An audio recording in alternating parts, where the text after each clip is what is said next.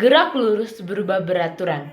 Gerak lurus berubah beraturan adalah jenis gerakan di mana suatu benda bergerak sepanjang lintasan lurus dengan percepatan yang konstan. Dalam gerak ini, kecepatan benda meningkat atau menurun dengan tingkat perubahan yang tetap selama setiap interval waktu tertentu. Percepatan konstan ini menyebabkan perubahan kecepatan yang merata sepanjang lintasan dan benda tersebut melalui jarak yang sama dalam interval waktu yang sama. Gerak lurus berubah beraturan adalah suatu konsep dasar dalam fisika dan memiliki banyak aplikasi dalam kehidupan sehari-hari, seperti pergerakan kendaraan, gerak benda jatuh bebas, atau gerak benda yang dijatuhkan ke dalam air. Adapun ciri gerak lurus berubah beraturan ini. Yang pertama, percepatan tetap. Benda mengalami percepatan dengan tingkat yang sama sepanjang waktu. Kecepatan berubah merata. Kecepatan benda berubah dengan jumlah yang sama dalam interval waktu yang sama. Lintasan lurus. Benda bergerak sepanjang lintasan yang tidak melengkung, tetap dalam garis lurus. Tidak ada gaya gesekan yang signifikan. Biasanya dalam gerak ini gaya gesekan udara atau gesekan permukaan diabaikan sehingga benda dapat bergerak dengan percepatan konstan.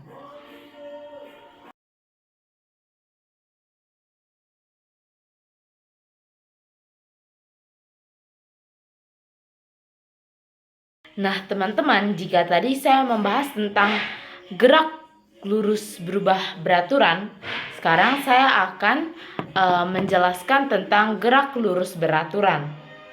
Di sini juga akan terdapat beberapa contoh soal agar teman-teman dapat mengertinya dengan lebih baik. Gerak lurus beraturan adalah adalah keadaan ketika suatu benda bergerak dengan kecepatan yang tidak berubah atau konstan.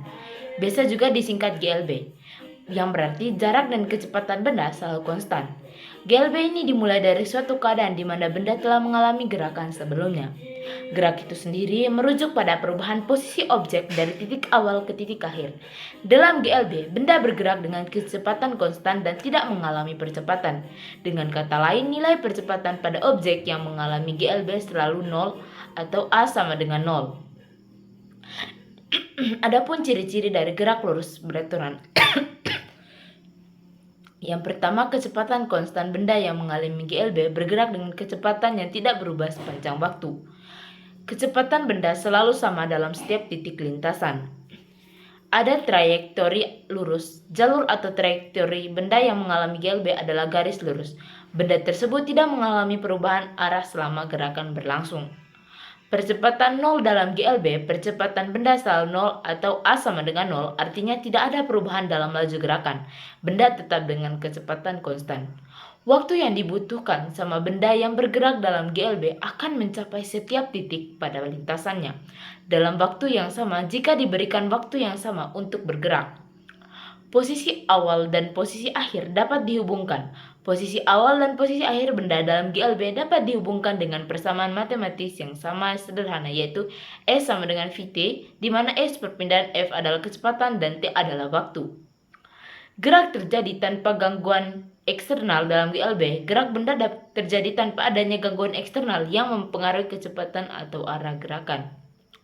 Rumus gerak lurus beraturan dari sifat atau ciri-cirinya dapat disimpulkan bahwa komponen utama dari gerak lurus beraturan GLB adalah kecepatan F, perpindahan SS, dan waktu baik dalam satuan menit maupun detik. Oleh karena itu, jika dirumuskan hal tersebut dapat diwakili sebagai berikut. Jadi saya akan menampilkan rumus dan contoh soal tentang gerak lurus beraturan. Teman-teman, di sini kita ada satu contoh soal tentang gerak lurus beraturan. Sebuah bus bergerak lurus beraturan dengan jarak 10 km selama 15 menit. Jika bus harus menempuh jarak 60 km untuk sampai ke terminal, dalam waktu berapa jam bus tersebut tiba di terminal? Pertama-tama kita cari dulu apa yang diketahui.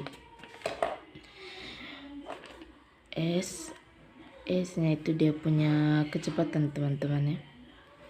Ini kecepatan awalnya. S1 sama dengan 10 km. Kemudian waktu T T sama dengan 15 menit. Karena ini kak teman-teman, dalam soalnya ditanya dalam berapa jam, otomatis ini 15 menit ini kita rubah ke dalam bentuk jam. Jadinya 15 menit dibagi 60. Ini kita sederhanakan saja teman-teman ya. 15 bagi 15 itu sama dengan 1.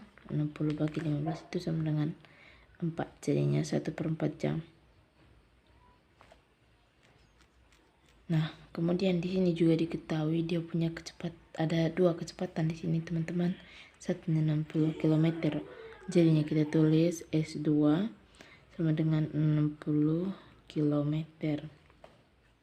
Nah, yang ditanya di sini teman-teman, dia punya T2. Ini tadi T1-nya. T2-nya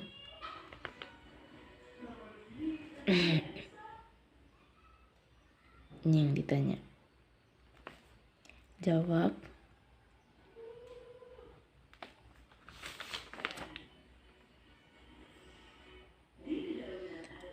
Rumusnya itu V sama dengan S per T.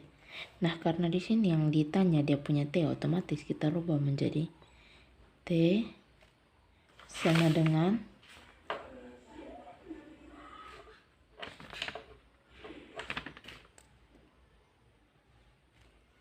jadi berubah T sama dengan S per V.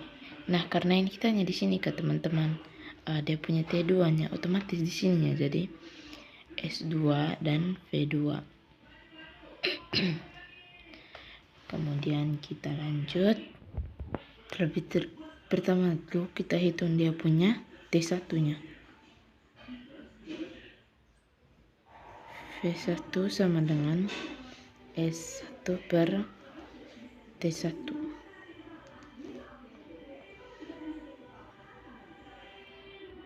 Nah, ini di atas, berarti kita tulis V1 sama dengan S1-nya tadi di sini 10 km dibagi T1-nya tadi 1/4 jam. Nah, kita balik menjadi 10 kali 4/1. Kalau dalam pembagian seperti ini teman-teman, itu kita kita balik dia punya pembilang dan penyebutnya. Jadinya 10 kali 4, 40 bagi 1, 40.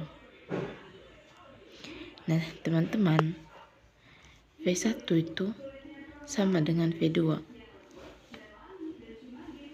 Jadinya kita tulis V1-nya tadi 60. V1-nya tadi itu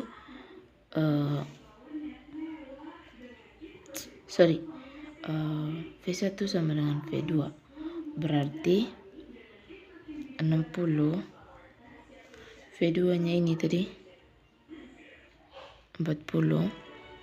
60 dibagi 40. Kita coret saja 0 sama dengan 6 bagi 4 itu 1,5 jam. Nah, jadi teman-teman, dalam waktu berapa jam bus tersebut tiba di terminal? Nah, dalam waktu beberapa jam bus tersebut tiba di terminal dalam waktu 1,5 jam.